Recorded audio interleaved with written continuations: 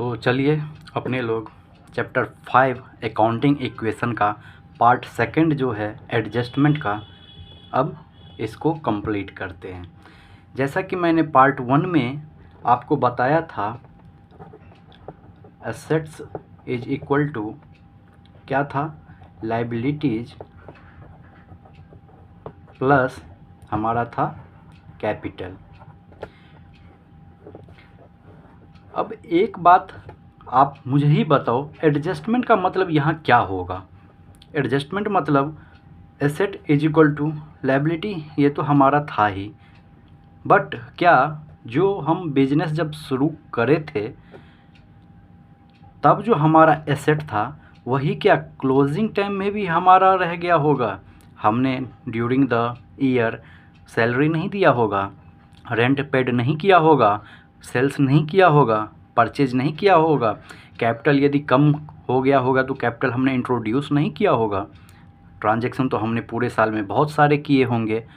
तो ये second part adjustment उसी को एलोबरेट करता है, जो ड्यूरिंग द पीरियड जो हमने कोई ट्रांजैक्शन किया होगा तो उसका इम्पैक्ट क्या हुआ होगा एसेट पर और लायबिलिटी साइड पर, दैट्स मीन हमारे लायबिलिटीज़ पर और कैपिटल पर। तो आइए इसी को देखते हैं जो हमारे टी.एस. ग्रेवाल जी क्या कहते हैं इसके लिए और इसका ट्रीटमेंट वो कैसे करते हैं। तो अब मन में क्वेश्चन तो उठता होगा, जो सर जी ऐसा कौन सा ट्रांजैक्शन है जो ड्यूरिंग द पीरियड हमारे एसेट्स को या लायबिलिटीज़ को अफेक्ट करता है। तो इसको हमारे टी.एस. ग्रेवाल जी ने 3 पार्ट में डिवाइड किया है। जैसा कि पहला है ट्रांजैक्शन जो अफेक्ट करता है both side by the same amount. तो ये तो कॉन्सेप्ट में ही हमने लिखवा दिया था कि डुअल एस्पेक्ट कॉन्सेप्ट पर हमारा ये चैप्टर अकाउंटिंग इक्वेशन बेस्ड है, जिसमें asset is equal to liabilities plus capital होता है। तो यदि एसेट चेंज होगा तो हमारा लायबिलिटी या कैपिटल भी तो अफेक्ट होगा ही, यदि डेबिट बढ़ेगा तो क्रेडिट भी बढ़ेगा। तो इसी को टी.एस. ग्रेवाल जी ने 3 पार्ट में फर्दर एलोबरेट किया है, जिसका पहला पार्ट है ट्रांजैक्शन जो अफेक्ट करता है both side by the same amount. तो अब क्वेश्चन आता है, जो सर जी ऐसा कुछ ट्रांजैक्शन बताइए जो बोथ साइड अफेक्ट करता होगा। तो हमारे टी.एस. ग्रेवाल जी ने इसको फर्दर 4 पार्ट में, मतलब 4 ट्रांजैक्शन का एग्जाम्पल दिया है, जो हमें दिखाएगा जो कैसे एसेट्स भी अफेक्ट होता है और लायबिलिटी भी हमारा अफेक्ट होता है। तो आइए एक एक करके हम वो चारों ट्रांजैक्शन देख लेते हैं। तो हमारा नंबर 1 है transaction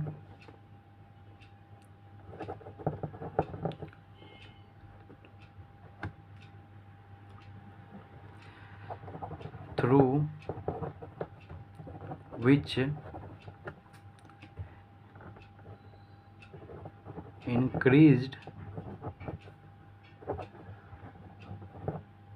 assets and increased liabilities।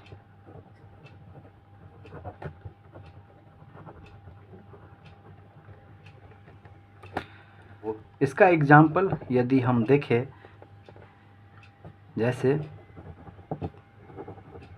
Purchase on credit, तो इससे हमारा क्या अफेक्ट हुआ होगा, जैसा कि हमारा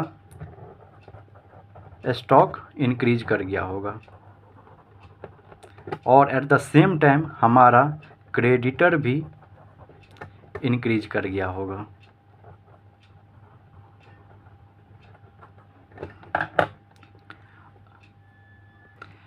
अब जब क्रेडिट पर हमने परचेज किया है तो हमारा स्टॉक भी इंक्रीज कर रहा है, क्रेडिटर भी इंक्रीज कर रहा है, मतलब ट्रांजैक्शन ऐसा जिससे हमारा एसेट इंक्रीज कर रहा है और कैपिटल यानी लायबिलिटीज़ भी इंक्रीज कर रहा है। तो इसी का इन्वर्स यदि हम ले, जब हमने इस क्रेडिटर को पेमेंट किया होगा तो क्या हुआ होगा, हमारा क्रेडिटर डिक्रीज कर गया होगा और कैश पेमेंट जो हमारा है वो भी डिक्रीज कर गया होगा। तो आइए इसी को लिख लेते हैं। Number second, transaction through which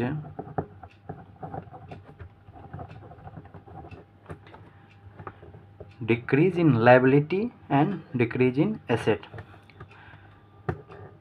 Transaction through which decrease in assets and decrease in liabilities.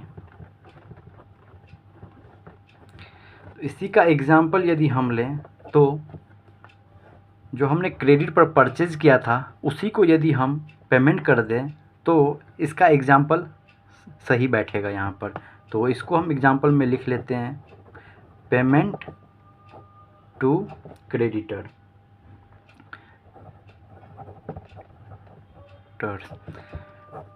तो इसका इफ़ेक्ट क्या हुआ होगा, जब हमने क्रेडिटर को पेमेंट किया होगा तो हमारा कैश बैलेंस डिक्रीज हो गया होगा और एट द सेम टाइम हमारा क्रेडिटर भी डिक्रीज हो गया होगा। होप सो आपको ये एग्जाम्पल के साथ समझ आ रहा होगा कि मैं क्या कहना चाह रहा हूँ। तो इससे पहले दोनों ट्रांजैक्शन में हमने क्या देखा, जो हमारा एसेट साइड अफेक्ट हो रहा है और लायबिलिटी साइड अफेक्ट हो रहा है। तो ऐसा भी तो होता होगा जो हमारा एसेट अफेक्ट हो, सेम टाइम हमारा ऑनर्स कैपिटल जो इक्विटी पार्ट है वो भी अफेक्ट हो रहा हो। तो आइए इसका एक हम ट्रांजैक्शन देख लेते हैं। जैसा कि है इसका part 3, increased in assets and increased in owners capital। इसी को कभी कभी क्वेश्चन में ओनर्स इक्विटी या इंटरनल इक्विटी भी कहता है,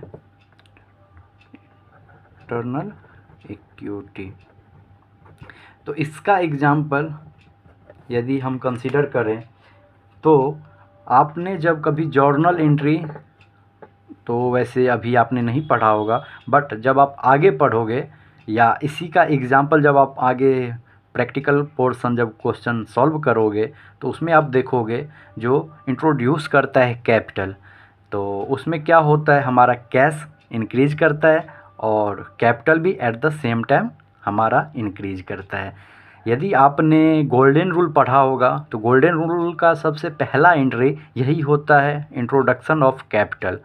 तो यदि आपने गोल्डन रूल समझ लिया होगा तो सही, अच्छा बात है। नहीं आपने गोल्डन रूल नहीं पढ़ा होगा तो मैं इस वीडियो में लिंक दे दूंगा, जो आप प्लीज़ एक बार गोल्डन रूल देख लेना, जिससे आपको ये एग्जाम्पल ज़्यादा क्लियर हो जाएगा। तो इसका एग्जाम्पल हम यदि लिखें तो क्या हो जाएगा, इंट्रोडक्शन ऑफ कैपिटल। तो इसमें इसका इम्पैक्ट क्या सब होगा ट्रांजैक्शन पे, एक तो हमारा कैश इंक्रीज कर जाएगा और दूसरा हमारा क्या हो जाएगा, कैपिटल जो हमारा है ऑनर्स कैपिटल इंटरनल इक्विटी वो हमारा वो भी इंक्रीज कर जाएगा। इसी तरह हम यदि इसका इन्वर्स देखें, जब कैपिटल इंट्रोड्यूस करता है तो हमारा कैश बैलेंस इंक्रीज करता है और कैपिटल भी इंक्रीज करता है। बट कभी कभी आपने देखा होगा जो ऑनर्स ड्राइंग भी करता है, यानी कैश बैलेंस विड्रॉ भी कर लेता है फॉर पर्सनल यूज, तो उस केस में फिर तो इसका उल्टा हो जाएगा, हमारा क्या हो जाएगा, कैश डिक्रीज कर जाएगा और जो कैपिटल है वो भी डिक्रीज कर जाएगा। तो आइए इसको भी लिख लेते हैं। इसमें हो जाएगा डिक्रीज इन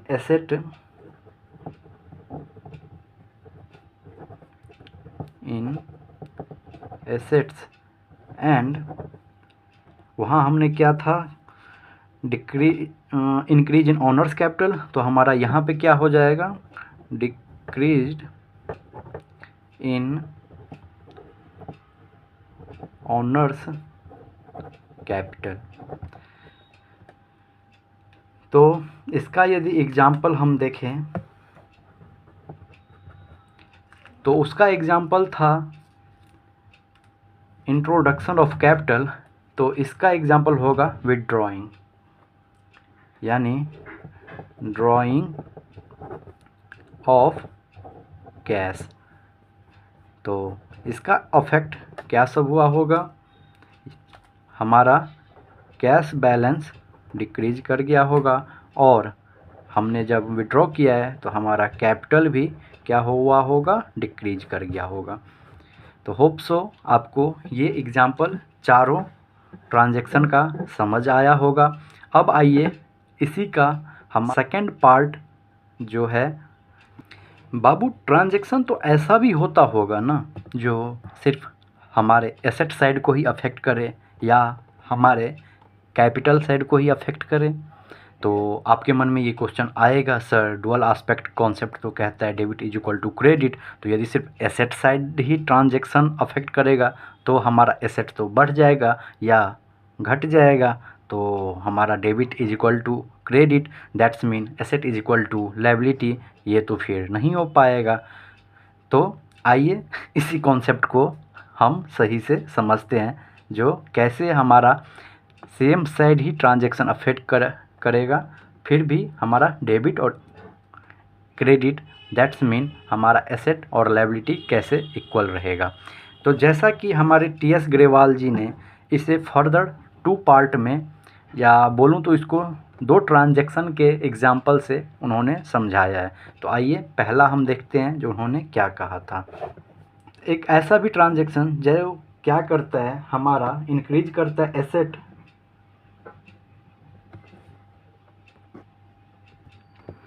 बाबू ट्रांजैक्शन ऐसा भी तो होता होगा ना जो सिर्फ हमें एसेट को ही अफेक्ट करे, लायबिलिटी को अफेक्ट ना करें। तो आपके मन में एक क्वेश्चन आ सकता है, सर डुअल एस्पेक्ट कॉन्सेप्ट तो कहता है asset is equal to liability, but यदि सेम साइड ही अफेक्ट करेगा तो ऐसे में तो एसेट या तो बढ़ जाएगा या एसेट डिक्रीज कर जाएगा, तो फिर डुअल एस्पेक्ट तो हमारा यहाँ गलत हो जाएगा। इसलिए वो क्या कहता है, ट्रांजैक्शन जो हमारा अफेक्ट करेगा same side but in opposite direction. यदि एसेट में ही, जैसे कि मैंने पहले क्लास में लिखवा दिया था, जो एसेट में fix asset plus current asset आता है, करंट एसेट में ही cash, stock, debtor, prepaid expenses, बहुत सारा ऐसा आइटम है जो हमारे एसेट साइड में आता है। तो यदि एक एसेट हमारा इंक्रीज कर रहा है और दूसरा एसेट साइड ही हमारा डिक्रीज कर रहा है, तो बात तो फिर बराबर ही है ना, तब तो फिर हमारा ये डुअल एस्पेक्ट ऑफ कॉन्सेप्ट जो है ये तो गलत नहीं हुआ। तो इसी को हमारे टी.एस. ग्रेवाल जी ने 2 ट्रांजैक्शन के एग्जाम्पल से समझाने की कोशिश करी है। तो आइए देख लेते हैं ये दोनों ट्रांजैक्शन क्या कहता है। तो हमारा पहला है increase in assets but decreased in another assets.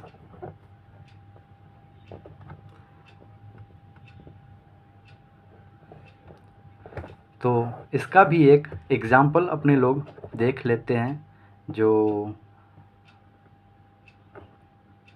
क्या है इसका एग्जाम्पल। तो जैसा कि हमने कभी कैश परचेज किया होगा, अब भाई बिजनेस है, बिजनेस में तो ज़रूरी नहीं है हमेशा क्रेडिट परचेज ही होता होगा, कैश परचेज भी तो होता होगा। तो इसका अफेक्ट क्या होगा हमारे एसेट साइड पे, जब हमने कैश परचेज किया होगा तो हमारा कैश बैलेंस क्या हुआ होगा, डिक्रीज कर गया होगा। बट हमारा स्टॉक क्या हुआ होगा, इंक्रीज कर गया होगा। तो यदि देखा जाए तो कैश एंड स्टॉक, कैश और जो हमारा स्टॉक है दोनों तो एसेट साइड का ही आइटम है, बट एक जगह साइड क्या हो रहा है, कैश डिक्रीज कर रहा है और सेम टाइम हमारा स्टॉक क्या कर रहा है, इंक्रीज कर रहा है। तो ओवरऑल इम्पैक्ट यदि देखा जाए तो हमारा एसेट जितना था उतना ही अभी भी है। तो ये तो हमारा हो गया एसेट साइड का एग्जांपल, जो कि मैंने एक कैश परचेज का दिया है। ऐसे ही तो लायबिलिटी साइड भी होता होगा ना। तो आइए एक लायबिलिटी साइड का भी ट्रांजैक्शन देख लेते हैं। तो इसका ट्रांजैक्शन यदि हम देखें तो क्या हो जाएगा, decrease in liability but increase in another liability.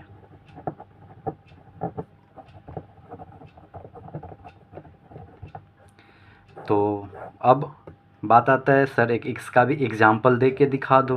तो इसका एग्जाम्पल यदि हम देखें तो कभी कभी ऐसा भी तो बिजनेस में होता होगा जो कैश की कमी पड़ जाती हो, हमें क्रेडिटर को पेमेंट करना हो बट हमारे पास कैश ही ना हो। तो इस केस में जब क्रेडिटर डिमांड करेगा तो मैनेजमेंट या ओनर क्या करेगा, उसे पैसा तो देगा बट पैसा है नहीं तो क्या करेगा, तो वो क्रेडिटर को बोलेगा जो आप ऐसा करो, मैं आपको शेयर इशू कर देता हूँ, डिबेंचर इशू कर देता हूँ और आप इसी को पेमेंट समझ लो। ये शेयर डिबेंचर आप यदि सुने होगे तब तो ठीक है, और नहीं तो ये कॉन्सेप्ट आपको क्लास 12th में बहुत ही ब्रॉड वे में कवर कराया हुआ है। तो अभी आप बस अंडरस्टैंडिंग के लिए समझ लो जो इस ट्रांजैक्शन का एग्जांपल क्या होगा। तो हम क्रेडिटर को शेयर या डिबेंचर इशू कर देते हैं, इससे क्या होगा, हमारा क्रेडिटर का बैलेंस तो डिक्रीज कर जाएगा, बट यदि हम शेयर इशू करते हैं तो इससे हमारा क्या हो जाएगा, कैपिटल इंक्रीज कर जाएगा। तो आइए इसका एग्जांपल हम लिख लेते हैं।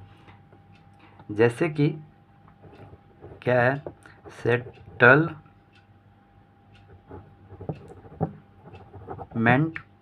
Of creditor by issuing share, या अभी डिबेंचर का मैं एग्जांपल नहीं देता हूँ, ये और कंफ्यूज करेगा। बस आप ये समझ लो जो हम क्रेडिटर को जो पेमेंट कर रहे हैं वो उसे फ्रेश इश्यू शेयर कर रहे हैं कंपनी के नाम का।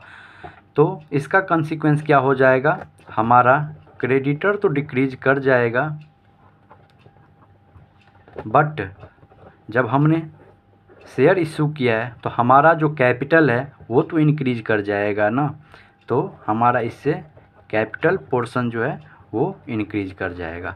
तो ओवरऑल देखा जाए तो इफ़ेक्ट हमारा क्या हुआ, ज़ीरो, क्योंकि एक तरफ तो हमारा क्रेडिटर जो कि लायबिलिटी ही है वो तो डिक्रीज कर रहा है, but at the same time हमारा कैपिटल जो कि ये भी लायबिलिटी पार्ट ही है, लायबिलिटी साइड ही आता है, वो इंक्रीज कर रहा है। तो overall total asset is equal to total liability का जो कॉन्सेप्ट है हमारा वो गलत नहीं हो रहा है। तो आइए अब देखते हैं नेक्स्ट क्या पॉइंट कवर किया गया है। अभी तक हमने देखा था जो ट्रांजैक्शन अफेक्ट करता है या तो एसेट साइड भी और लायबिलिटी साइड भी। फिर हमने सेकंड ट्रांजैक्शन क्या देखा था, जो ट्रांजैक्शन अफेक्ट करता है या तो सिर्फ एसेट साइड या तो सिर्फ लायबिलिटी साइड। तो कभी कभी ऐसा भी तो होता होगा ना जो एक ट्रांजैक्शन में एसेट साइड का ही दो आइटम अफेक्ट हो रहा हो बट लायबिलिटी साइड भी कुछ उसका इम्पैक्ट आ रहा होगा। तो आइए इसका भी एक एग्जांपल देख लेते हैं, जो ऐसा कौन सा ट्रांजैक्शन है जो एसेट साइड भी अफेक्ट करता है और लायबिलिटी साइड भी अफेक्ट करता है, बट वो 3 आइटम को अफेक्ट करता है। तो आइए इसका एग्जांपल देख लेते हैं। जैसे कि हमने स्टॉक परचेज किया होगा तो उसे सेल भी करा होगा। स्टॉक बिजनेस में रखने के लिए तो नहीं परचेज किया होगा। जब हम बिजनेस कर रहे हैं तो स्टॉक परचेज करते हैं, फिर उसे सेल करते हैं। तो जिस प्राइस पर हमने परचेज किया है उसी प्राइस पे तो हम सेल भी नहीं करेंगे। ऑब्वियस सी बात है, सेल जो हम करेंगे कुछ मार्जिन लेकर सेल करेंगे। तो इसी को आइए अपने लोग एग्जाम्पल के थ्रू समझने की कोशिश करते हैं। जैसे कि goods sold in cash for ₹30,000 where ये जो हमने सेल किया है इसका कॉस्ट कितना है। कुछ रैंडम एग्जांपल ले लेते हैं। वेयर कॉस्ट इज रुपीज़ या कॉस्ट ऑफ गुड्स इज ₹25,000। तो ऑब्वियस सी बात है, हमने 30,000 में सेल किया है, हमारा कॉस्ट 25,000 है। तो यहाँ पर हमारा क्या हो जाएगा, प्रॉफिट इज ₹5,000। तो अब इसका कंसिक्वेंस या इम्पैक्ट क्या हुआ होगा। तो इसका अफेक्ट यदि मैं देखूं तो जब हमने कैश में 30,000 का सेल किया है तो इससे हमारा क्या हुआ होगा, कैश तो इंक्रीज कर गया होगा, ये तो बात सही है। 25,000 का हमारा स्टॉक भी डिक्रीज कर गया होगा, स्टॉक भी हमारा क्या हुआ होगा, डिक्रीज कर गया होगा, ये भी बात सही है। बट ये हमारा क्या हो गया, सेम हेड में एसेट साइड ही कैश भी इंक्रीज कर रहा है और स्टॉक भी डिक्रीज कर रहा है। बट डिफरेंस जो 5,000 का आ रहा है, जो हमारा डिफरेंस ये 5,000 का आ रहा है, इसका भी तो अफेक्ट हमें कहीं तो देना होगा ना। तो इसका अफेक्ट हम किस पे देंगे, कैपिटल पे, क्योंकि बिजनेस में यदि जो भी प्रॉफिट होता है उसका ट्रीटमेंट हम ऑनर कैपिटल को ही देते हैं, जो बिज़नेस चला रहा है, जो बिज़नेस रन कर रहा है। यदि बिज़नेस में प्रॉफिट हो रहा है तो उस पे उसी का हक होता है। तो इसलिए हम ये प्रॉफिट भी कहाँ एडजस्ट कर देंगे, कैपिटल के साइड। तो इससे हमारा क्या हो जाएगा, कैपिटल इंक्रीज कर जाएगा। तो यदि ओवरऑल इम्पैक्ट देख लो तो हमारा कैश क्या हो रहा है, एसेट साइड 30,000 से इंक्रीज कर रहा है। कॉस्ट ऑफ गुड्स जो है यानी हमारा स्टॉक जो है वो हमारा 25,000 से डिक्रीज कर रहा है। तो एसेट साइड हमारा क्या हो रहा है, 5,000 का अल्टीमेटली गैप आ रहा है, यानी एसेट साइड हमारा 5,000 बढ़ जाता है।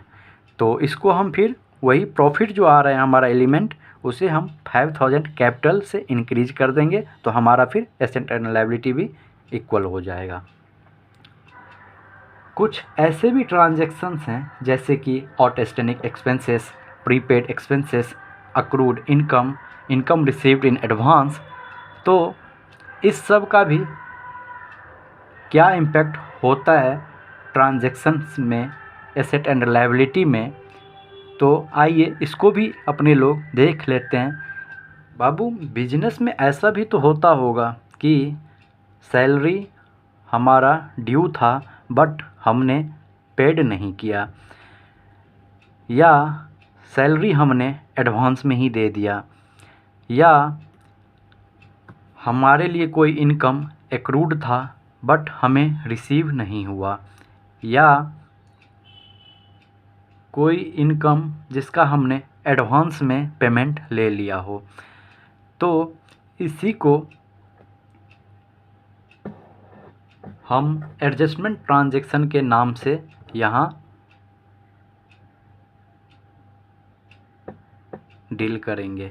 तो आइए देखते हैं जो हमारा एडजस्टमेंट ट्रांजैक्शन क्या कहता है, उसका ट्रीटमेंट क्या होगा। तो एक एक करके अपने लोग देखते हैं, जिसमें हमारा पहला है आउटस्टैंडिंग एक्सपेंसेस। बाबू ये आउटस्टैंडिंग एक्सपेंसेस मतलब क्या होगा? तो जैसा कि हमने अभी कहा था, जो सैलरी हमारा ड्यू था बट हमने पेमेंट नहीं किया, तो आउटस्टैंडिंग एक्सपेंसेस का मतलब हमारा हो जाएगा expenses due but payment not yet made. तो अब इसका देखते हैं ट्रीटमेंट क्या होगा। तो मुझे एक चीज़ बताओ, जब सैलरी ड्यू हुआ और हमने पेमेंट भी कर दिया तो उसका ट्रीटमेंट क्या करते अपने लोग? तो उसका ट्रीटमेंट करते कैश डिक्रीज कर देते और कैपिटल भी डिक्रीज हो जाता, क्योंकि यदि हमारा cash balance asset side decrease करेगा तो एज पर रूल हमारा लायबिलिटी साइड भी डिक्रीज तो करना चाहिए, तो हमारा कैपिटल भी डिक्रीज हो जाएगा as per dual aspects of concept जो हमारा कहता है। बट यहाँ हमने क्या किया है, पेमेंट नहीं किया है। तो पेमेंट जब हमने नहीं किया तो हमारा कैश बैलेंस तो डिक्रीज नहीं होगा, बट जो हमारा कैपिटल है वो तो डिक्रीज होगा ही। तो हम पहले इसका कैपिटल डिक्रीज कर देते हैं, तो ट्रीटमेंट इसका हो जाएगा डिक्रीज इन कैपिटल। बट अब हमने पेमेंट तो नहीं किया है, तो पेमेंट नहीं किया तो इसका अब सेकंड इम्पैक्ट भी तो हमें देखना होगा, जो इसका सेकंड इम्पैक्ट कहाँ कैसे होगा। तो कैश नहीं गया, तो इसलिए हमारे टी.एस. ग्रेवाल जी कहते हैं जब कैश नहीं गया तो तुम्हारा एसेट तो डिक्रीज नहीं होगा, बट लायबिलिटी साइड में तुम्हारा कैपिटल डिक्रीज हुआ है। तो तुम ऐसा करो, एक नया कॉलम ही बना लो लायबिलिटी साइड में, जिसका नाम आउटस्टैंडिंग एक्सपेंसेस रख देना। तो अपने लोग क्या करेंगे इसका ट्रीटमेंट, एक तो कैपिटल को उस अमाउंट से डिक्रीज कर देंगे और लायबिलिटी साइड में ही एक नया कॉलम बना लेंगे जिसका नाम होगा आउटस्टैंडिंग एक्सपेंसेस। तो इसको लिख लेते हैं। सेकेंड इम्पैक्ट इसका, make a new column on liability side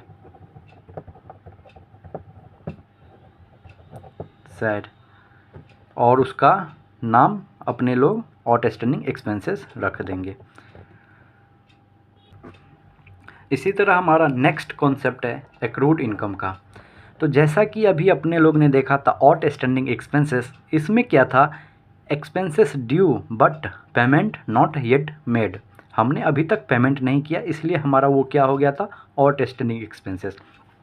तो इसी का इन्वर्स देखें, यदि हम उल्टा देखें तो क्या हो जाएगा, एक्रूड इनकम में इनकम हमने अर्न कर लिया बट हमें अभी तक वो इनकम रिसीव नहीं हुआ है, तो इसी को एक्रूड इनकम कहेंगे। तो इसको अपने लोग लिख लेते हैं, इनकम अर्न बट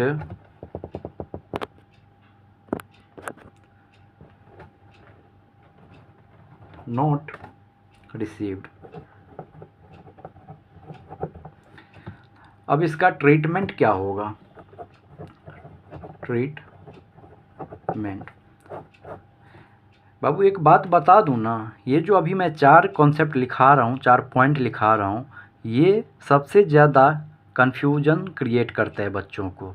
और एग्ज़ाम में भी यदि क्वेश्चन पूछा जाता है तो ये चारों पॉइंट में से 1-2 पॉइंट तो आपको देखने को मिल ही जाएगा।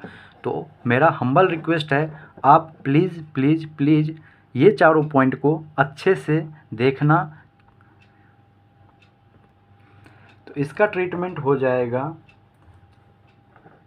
एक तो हम क्या कर देंगे, जैसे हमने आउटस्टैंडिंग एक्सपेंसेस में क्या किया था, कैपिटल डिक्रीज कर दिया था, तो यहाँ हम क्या कर देंगे, ऐड इन कैपिटल। ये जो हमारा इनकम है इससे हम अपने कैपिटल को इंक्रीज कर देंगे, मतलब हमारा इससे क्या होगा, कैपिटल इंक्रीज कर जाएगा। और एट द सेम टाइम अब हमें कैश तो आ नहीं रहा है, कैश आता तो हम क्या करते, कैश में ऐड कर देते, तो फिर इतना ये टेंशन ही नहीं होता। तो अब जब कैश नहीं आ रहा है तो एसेट साइड तो इंक्रीज नहीं कर रहा है, तो हम इसे क्या करेंगे, ये हमारे लिए क्या है, इनकम है, दैट्स मीन हमारे लिए लायबिलिटी है। तो जब हम यहाँ कैपिटल इंक्रीज कर रहे हैं तो हम क्या करेंगे, एसेट साइड ही एक कॉलम बना लेंगे और उस कॉलम का नाम होगा एक्रूड इनकम। तो इसका सेकंड ट्रीटमेंट हो जाएगा make a new column on the asset side, और नाम अपने लोग उसका दे देंगे एक्रूड इनकम का। हमारा नेक्स्ट कॉन्सेप्ट है प्रीपेड एक्सपेंसेस का। बाबू कभी कभी बिजनेस में तो ऐसा भी होता होगा ना, जैसे हमने सैलरी पेड नहीं किया था, सैलरी ड्यू था बट पेड नहीं किया था, तो वो हमारा क्या हो गया था, आउटस्टैंडिंग एक्सपेंसेस।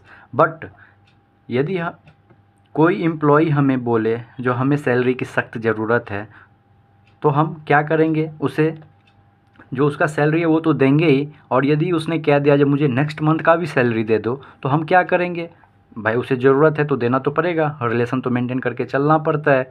तो अपने लोग उसे यदि सैलरी दे देंगे तो ये हमारा क्या हो जाएगा, प्रीपेड एक्सपेंसेस।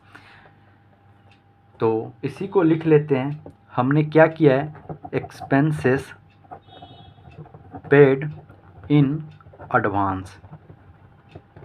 ये एक्सपेंसेस अभी एक्रूड नहीं था, बट एम्प्लॉई ने हमें डिमांड किया जो मुझे दे दो पैसा, मुझे ज़रूरत है, तो हमने उसे एडवांस सैलरी दे दिया। तो जो एक्सपेंसेस हमने प्रीपेड कर दिया है, पहले ही पेड कर दिया है, जिसका ड्यू नेक्स्ट मंथ था या नेक्स्ट ईयर था, उसका पेमेंट हमने अभी कर दिया है, तो इसलिए ये हमारे लिए प्रीपेड एक्सपेंसेस हो गया।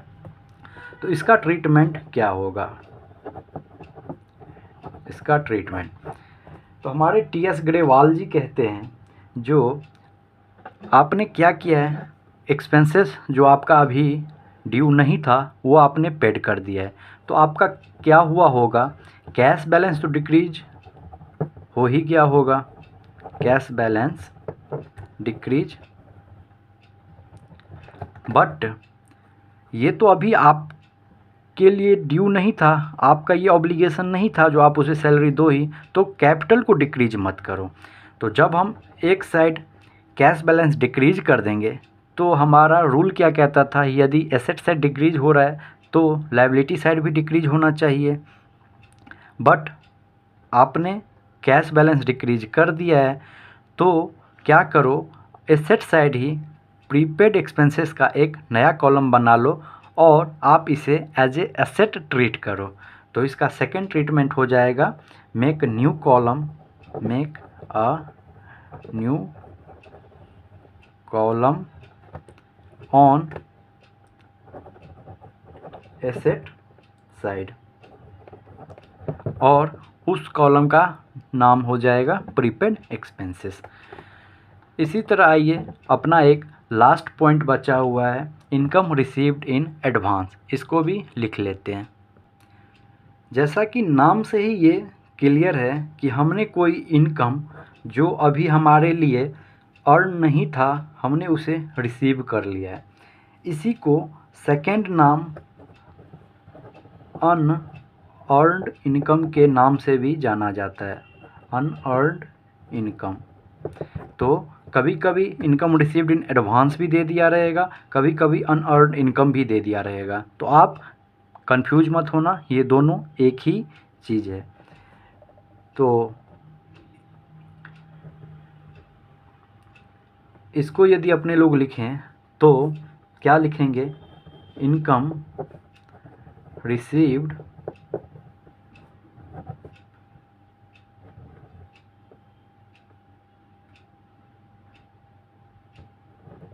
In advance but not earned, जैसा कि नाम से ही अनअर्न इनकम।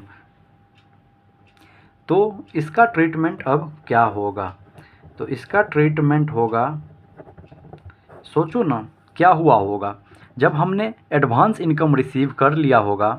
तो एक तरफ तो हमारा कैश बैलेंस इंक्रीज कर गया होगा, हमारा क्या हुआ होगा, कैश बैलेंस इंक्रीज कर गया होगा, और एट द सेम टाइम हमने जब एडवांस इनकम ले लिया होगा तो यहाँ एक कॉन्सेप्ट आता है रेवेन्यू रिकॉग्निशन का, जिसमें कहा जाता है जो आप कोई भी इनकम तभी कैपिटल में ऐड करोगे या अपना कैपिटल तभी इंक्रीज करोगे जब राइट टू रिसीव इस्टेब्लिश हो जाए।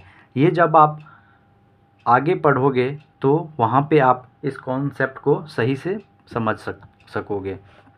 तो अभी हम ये समझ के चलते हैं जो यहाँ पर हमारा advance income right to receive establish नहीं करता है, तो इसलिए इसको हमारे टीएस ग्रेवाल जी कहते हैं जो आप कैपिटल में ऐड मत करो, एक नया कॉलम बना लो लायबिलिटी साइड में और इससे उस कॉलम में ही पोस्ट कर देना। तो इसका सेकंड ट्रीटमेंट हो जाएगा make a new column on the liability side. तो यहाँ तक का जो कॉन्सेप्ट था ये आपके बुक से था, इसमें मैं कुछ अपना एक एक्स्ट्रा कॉन्सेप्ट ऐड कर देता हूँ जिससे आप प्रैक्टिकल प्रॉब्लम जब सॉल्व करोगे तो आपको कोई कन्फ्यूजन नहीं होगा। तो आओ कुछ मैं अपनी तरफ से भी ऐड ऑन कर देता हूँ। नेक्स्ट कॉन्सेप्ट पर चलने से पहले मैं चाहूँगा एक बार ये जो कॉन्सेप्ट मैंने पिछले क्लास में कवर किया था आप इसको फिर से गो थ्रू कर लो। जैसा कि एक्सटर्नल लायबिलिटी मैंने एक्सप्लेन किया था, इसमें क्या सब आता है, तो इसमें आता है creditor, outstanding expenses, income received in advance. तो ये सब हमारा एक्सटर्नल लायबिलिटी का पार्ट हो गया जो लायबिलिटी साइड में आता है।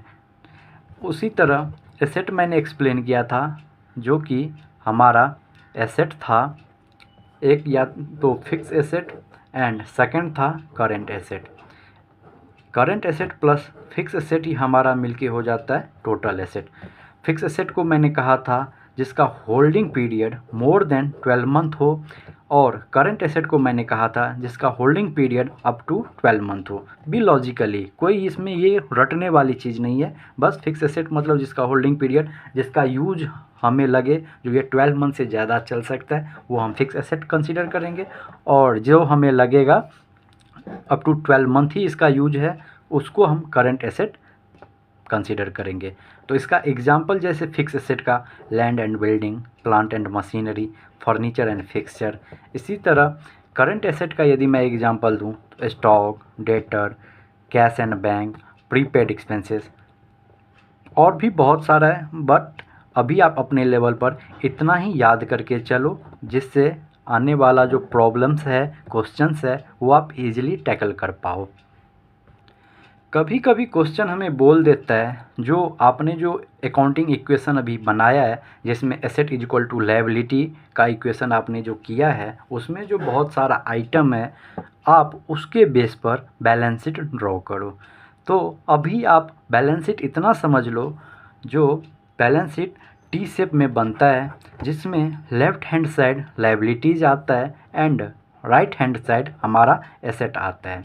तो आइए देख लेते हैं लायबिलिटी में क्या सब आता है। ये सब वैसे मैंने आपको पहले ही लिखवा दिया है लेकिन फिर भी इसको एक मतलब सही से ड्रॉ करके देख लेते हैं जो कभी क्वेश्चन में पूछ दे तो हम इजीली टैकल कर पाए। तो लायबिलिटी में हमारा क्या आ जाएगा, सबसे पहले कैपिटल, उसके बाद ये कैपिटल को ही अपने लोग इंटरनल इक्विटी कहते थे यहाँ मैं उतना डिटेल्ड में नहीं लिखूँगा, शॉर्ट फॉर्म में ही लिख देता हूँ। ये कैपिटल हमारा इंटरनल इक्विटी हो गया, ऑनर्स इक्विटी हो गया। उसके बाद क्या आ जाता था, क्रेडिटर। फिर कोई यदि आउटस्टैंडिंग एक्सपेंसेस है तो वो हमारा लायबिलिटीज़ का पार्ट हो जाता है। इसी तरह कोई यदि इनकम हमने एडवांस रिसीव कर लिया है, यानी एडवांस इनकम, तो ये भी हमारा लायबिलिटी का पार्ट हो जाता है। इसी को एक्सटर्नल लायबिलिटी कहा जाता है। ये हमारा क्या हो गया, एक्सटर्नल लायबिलिटी।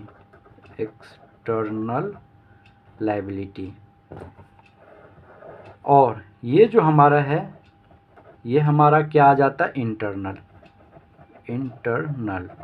तो कभी कभी इक्वेशन में हमें पूछ भी सकता है जो इंटरनल इक्विटी क्या है, एक्सटर्नल इक्विटी क्या है, तो ये आप समझ के चलना। जो मैंने अभी 3 लिखाया है, ये हमारा एक्सटर्नल लायबिलिटी है, और कैपिटल जो है हमारा इंटरनल लायबिलिटी या ऑनर्स इक्विटी है।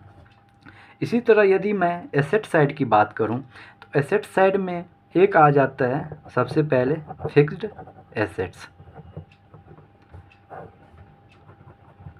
फिक्स एसेट में जैसे कि मैंने लिखवा दिया था, अभी गो थ्रू भी करवा दिया था, जो आपका प्लांट एंड मशीनरी आ जाता है, लैंड एंड बिल्डिंग आ जाता है, फर्नीचर्स आ जाता है। उसके बाद आ जाता है अपना करंट एसेट।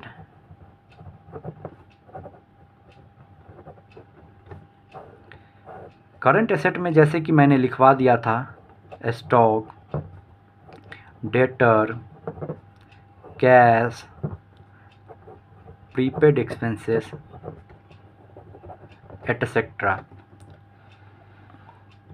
क्या सब आ गया था, stock, debtor, cash, prepaid expenses. तो अभी आप अपने लेवल पर इतना ही लेके चलो, जो बैलेंस शीट बस इतना ही होता है, क्योंकि यदि मैं और ज़्यादा लिखवाऊँगा तो आप और ज़्यादा कंफ्यूज होगे, तो क्या फ़ायदा, जबकि आने वाले चैप्टर में आपको वास्ट एनालिसिस, वास्ट कवरेज इसका मिल ही जाएगा। तो अभी आप ये समझ लो, यदि हमें बैलेंस शीट ड्रॉ करने के लिए बोलेगा तो हमें अकाउंटिंग इक्वेशन में जो सब इन्फॉर्मेशन इस सब से मिल जाएगा, हम वो सब इक्वेशन, वो सब आइटम यहाँ पुट कर देंगे, तो हमारा बैलेंस शीट बन जाएगा। तो आओ कुछ क्रक्स लिख लेते हैं, जिससे आपको क्वेश्चन सॉल्यूशन में आसानी होगा। तो जैसा कि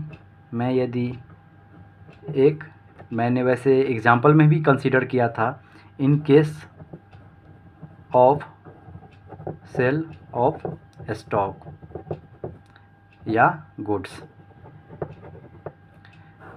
इसमें क्या सब हुआ था, एक तो हमारा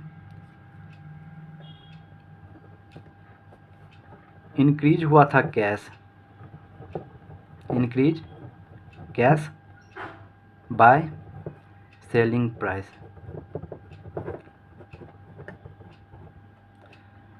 सेकंड इम्पैक्ट इसका क्या हुआ था, हमारा डिक्रीज हुआ था स्टॉक बाय कॉस्ट प्राइस। ये आपको क्वेश्चन में दिया हुआ रहेगा, सेलिंग प्राइस, कॉस्ट प्राइस। तो आप याद रखना, जब आप कैश इंक्रीज करोगे तो सेल प्राइस से करोगे, और स्टॉक या गुड्स डिक्रीज करोगे तो कॉस्ट प्राइस से डिक्रीज करोगे। और इसका थर्ड इम्पैक्ट भी हुआ था प्रॉफिट या लॉस का। तो यदि प्रॉफिट होगा तो प्रॉफिट क्या करेगा, इंक्रीज योर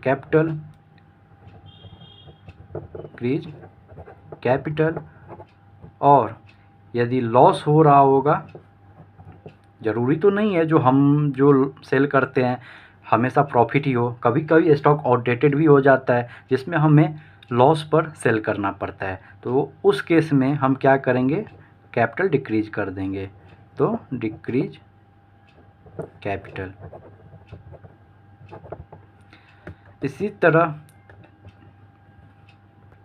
इसी तरह नेक्स्ट पॉइंट यदि मैं देखूं तो क्या था, इनकम, और क्या था, प्रॉफिट and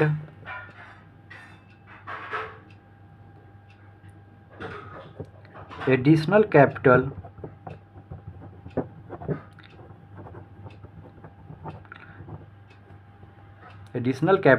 जो हम बिजनेस में इंट्रोड्यूस करते थे, ये हमारा क्या करता था, कैपिटल इंक्रीज करता था।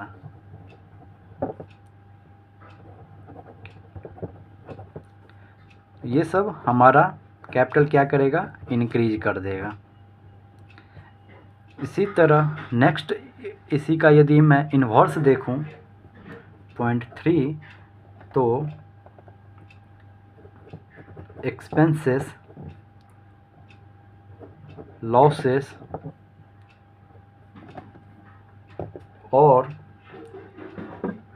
यदि ड्राइंग इसने किया है या कभी कभी दे देता है फॉर पर्सनल यूज, जैसे कभी एसेट ही परचेज कर दिया तो इसने क्या किया, बैंक से पर्सनल यूज के लिए पेमेंट कर दिया, तो इसे भी हम ड्राइंग ही कंसीडर करेंगे। मैं इसे लेकिन लिख देता हूँ, and payment for personal use, payment for personal use. अब इसने मोटरसाइकिल तो खुद के लिए परचेज किया है, बट पेमेंट इसने बिजनेस अकाउंट से कर दिया है, तो कैश तो बिजनेस से चला गया, तो हम इसे ड्राइंग ही कंसीडर करेंगे। तो इस केस में क्या हो जाएगा, डिक्रीज कैपिटल हो जाएगा।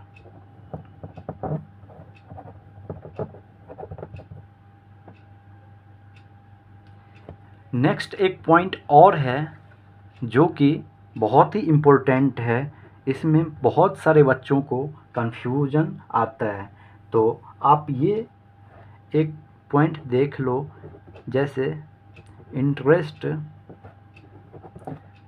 ऑन कैपिटल या ड्राइंग।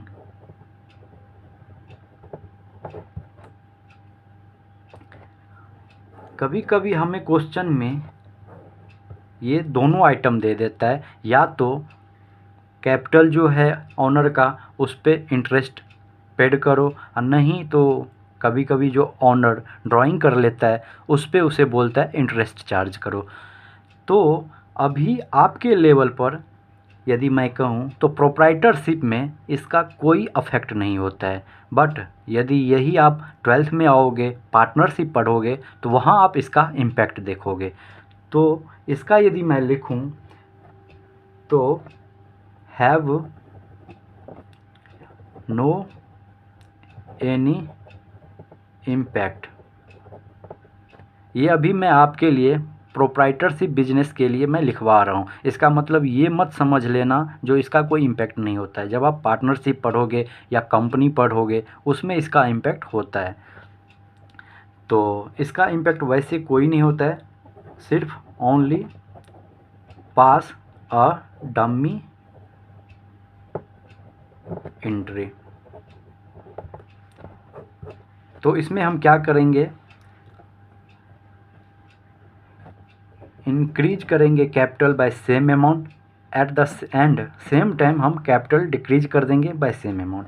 तो इंक्रीज कैपिटल और दोनों कर देंगे इंक्रीज कैपिटल, ये जो होगा बाय सेम अमाउंट होगा। तो बाय सेम अमाउंट, और ये भी आप याद करके चलना, क्योंकि यदि एग्जामिनर को क्वेश्चन घुमाना होगा या थोड़ा डिफ़िकल्ट करना होगा तो वो ये पॉइंट ऐड ऑन करके ही चलेगा। तो होप सो मैंने जितना भी कॉन्सेप्ट था सेकंड पार्ट का पूरा कवर कर लिया है। फर्स्ट पार्ट का मैंने इससे पहले वाले वीडियो में कवर कर लिया था, सेकंड पार्ट का इसमें कर लिया है, और इस पे अब जितना क्वेश्चन प्रैक्टिकल सॉल्व होगा वो अब मैं नेक्स्ट वीडियो में कवर कर लेता हूँ। होप सो वीडियो आपको अच्छा लगा हो, और यदि अच्छा लगा होगा तो प्लीज़ लाइक करना, इससे आपका कुछ नहीं जाएगा बट मुझे एक मोटिवेशन मिलेगा। मैं नेक्स्ट वीडियो जल्दी से जल्दी बनाने की कोशिश करूँगा। Thanks for watching.